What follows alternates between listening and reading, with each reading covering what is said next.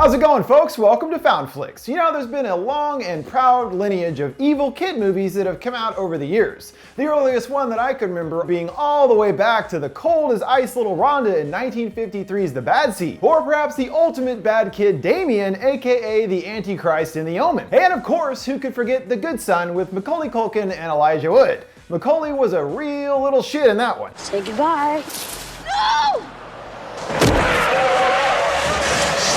And now a new evil kid has entered into the playground of doom in The Prodigy, a suspense thriller where a young, hyper-intelligent boy Miles is starting to show increasingly bizarre and even violent behavior. But what has happened to the boy to make him this way? Indeed, as the posters say, what is wrong with Miles? What's interesting is that this big mystery of just what is wrong with the boy was a huge aspect of the film's marketing. Is he a demon or possessed? Or just crazy? You know, what the heck is the deal? But it turns out this question is actually answered very quickly in the movie itself. In fact, in the opening scene, laying out what is behind his behavior within the first 5 minutes. And I was just like, oh, okay, that was unexpected. Normally the big reveal comes somewhere in Act 3 or so, but even with this early reveal, the rest of the movie ignores this change up to the formula and plays out the exact same way as if the scene didn't happen, because none of our main characters know this information revealed in the opening until deep into the runtime. This is always kind of an annoying or frustrating viewing experience when the audience knows so much more than the characters.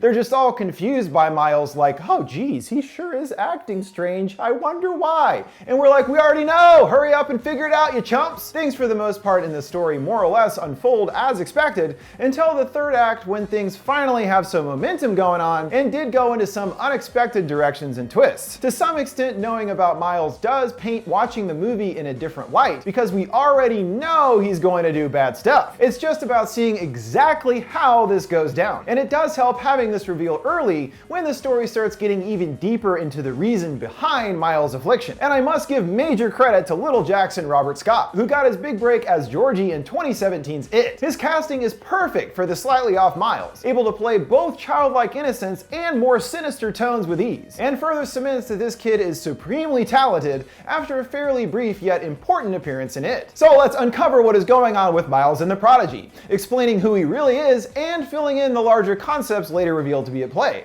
as well as explaining the ending that ends in a much different place than I predicted. As mentioned, the opening sets the stage quite specifically for the story going forward, laying out quite clearly what we're dealing with here right off the bat. In some dank, gross cabin in the woods somewhere, a techno-savvy serial killer, Edward Sarka, loses his most recent potential victim, a woman called Margaret, who makes it out of captivity and brings back the police force to his location. Knowing that his time is up, he strips down stark naked, mumbling to himself in a foreign language before stepping outside and getting mowed down by the officers. Meanwhile, several states away, Sarah and John Bloom are in the midst of the delivery of their baby son, his actual birth occurring just as Sarka is killed. This meaning that through what could only be described as a soul transference, the killer's soul has been reincarnated in this new baby's body. So there you go, Miles is imbued with Sarka's soul, though of course his parents have no idea. I honestly doubt a soul transference was even a consideration for them. From an early age, Miles shows signs of being extremely gifted and intelligent, though on the flip side is also antisocial and unable to make any friends. Typical problems for the parents of a 4-year-old. But even then, Sarka is inside of him to some capacity, seen at one point violently crushing a bug in his hand and looking quite pleased about it. And all the evidence makes it seem that Miles' hyperintelligence and talents are rather thanks to Sarka, and not the child himself truly being a prodigy. So there's a kind of struggle going on inside of Miles for dominance between him and the killer, and the film plays with this duality in many ways, such as Miles having heterochromia, or 2 different colored eyes, and even his skeleton Halloween costume. Miles wiping half of the makeup off and staring coldly into his own reflection, half face pale white bones and the other a normal boy. And it seems the boy is losing, as Miles' behavior becomes increasingly more violent and erratic, culminating with him bashing a classmate with a wrench. Increasingly desperate to understand what's going on with their son, and standard therapy proving inadequate, they are sent to Arthur Jacobson, a specialist in past past life regression, the idea of a dead person's soul being reincarnated in a new body, which naturally sounds foreign and quite strange to Sarah. Jacobson's intent is to hypnotize Miles to hopefully allow him to communicate with anyone else that could be poking around inside the boy's meat suit. And he is able to successfully hypnotize and bring out the killer to the surface. Now understanding that there is definitely someone else sharing Miles' body who is able to take control over the boy. Perhaps Miles is not as dormant as it appears. Jacobson finding a scrawled message left behind, Miles' name scrawled into the chair. Though ultimately the killer threatens Jacobson into not revealing his secret to anyone else. Though it's getting harder and harder for Sarah to deny that her son is definitely under the influence of something awful. At one point discovering the body of their dead dog hidden behind some boards. Miles appears brandishing a hammer and assuming the worst, but only gives it to his mommy to lend a hand. And Miles is worried about what's going on with him too, choking up saying when he leaves his body, bad things happen. Again, appearing to be actually both Miles and Sarka in his body, and that Sarka is able to temporarily take control over him to feed his bloodlust. Later escalating things when being driven by his dad, he stabs him with shears and causes a car crash, which lands his poor dear old dad in the hospital, even though he had almost zero impact on anything in the movie, so later pops. Now it's just Sarah and Miles left alone, and things are only getting weirder, comforting a sleepless and frightened Miles found standing in the hallway. Yet when he runs to her in the shadow, his appearance changes to Sarka's naked body when getting close to her. Ew, get that thing away from me! Even though threatened by Miles, Jacobson decides to explain his take on the situation, as well as the results of Miles' hypnosis, sending along a DVD about the reincarnation concept. The footage seen here of which is bizarrely footage from a real news investigation on the same concept, with a young boy here claiming that he has the soul of a World War II pilot in his body, and he does convincingly seem not like your typical young kid in this sense at least. I guess the intent here is trying to add a layer of reality to the somewhat supernatural reincarnation going-ons with Miles. With this, Sarah begins to entertain the notion that this could be what's going on with Miles, and would explain his odd penchant for wanting paprika on everything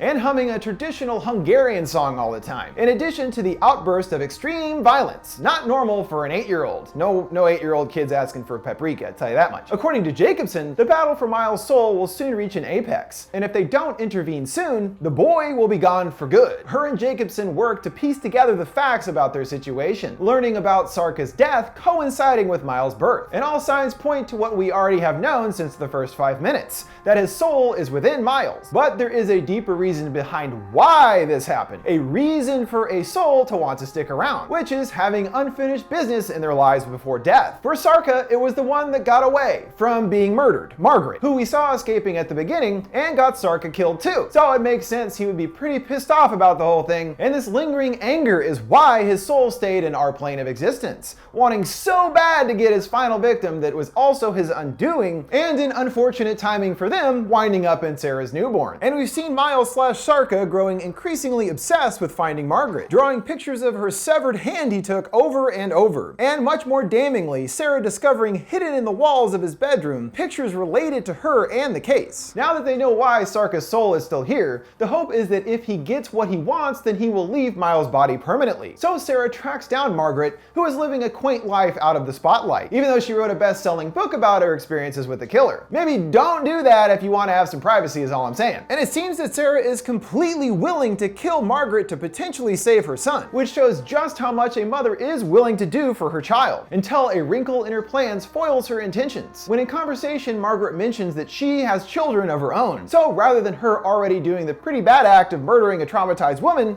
by killing her she would be killing a mother as well. And this causes Sarah to reconsider her plan, deciding to not follow through in the end. But Miles didn't get the memo, showing up and brutally slaying Margaret to Sarah's shock and dismay, showing just how far gone her son really is at this point, and indeed appears to not even be her son at all anymore. Outside finding him in a field, she tries one last time to appeal to her boy, but it looks like killing Margaret had the opposite of the intended effect, that Sarka is now completely in control of Miles' body, a little boy serial killer, which is pretty frightening. And Sarah knows there's only one thing that she can do now, raising a gun and aiming at her son, and a shot rings out. But instead of Miles getting shot, it's actually Sarah, taken down by some random farmer guy who happened upon the scene. Which I guess from an outside perspective would look pretty bad, seeing some lady pointing a gun at a kid and everything, but it was definitely bad news for Sarah, who fails to stop what Miles has become and gets killed by some random stranger who popped out of nowhere at the most inconvenient time possible.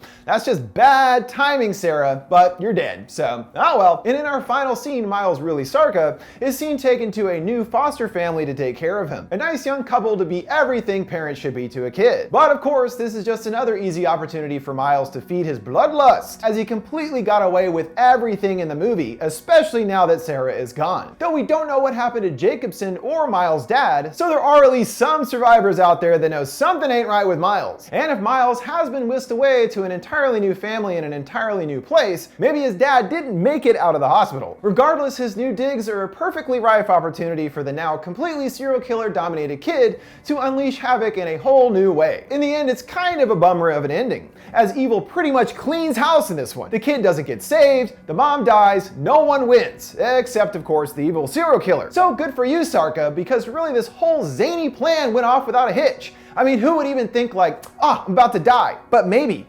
Yes, reincarnation, that's the key. And then it actually works. I'd be like, whoa, dude, I honestly didn't even think that was a possibility, but hell yeah, here we go. And then not only to get to kill Margaret, but then take over a kid's body? Man, this Sarka guy is like the most capable serial killer that has ever existed.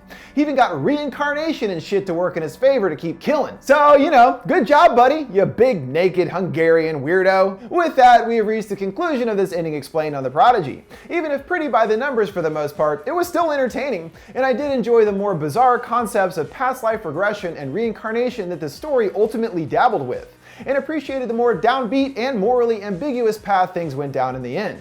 As far as evil kids movies are concerned, while not breaking much new ground, The Prodigy is still a worthwhile enough addition to the subgenre. What did you guys think of The Prodigy and its ending? What do you think Miles is gonna do next? Let me know your thoughts in the comments below. Make sure to like, subscribe, and follow. Thanks for watching FoundFlix. See you next time.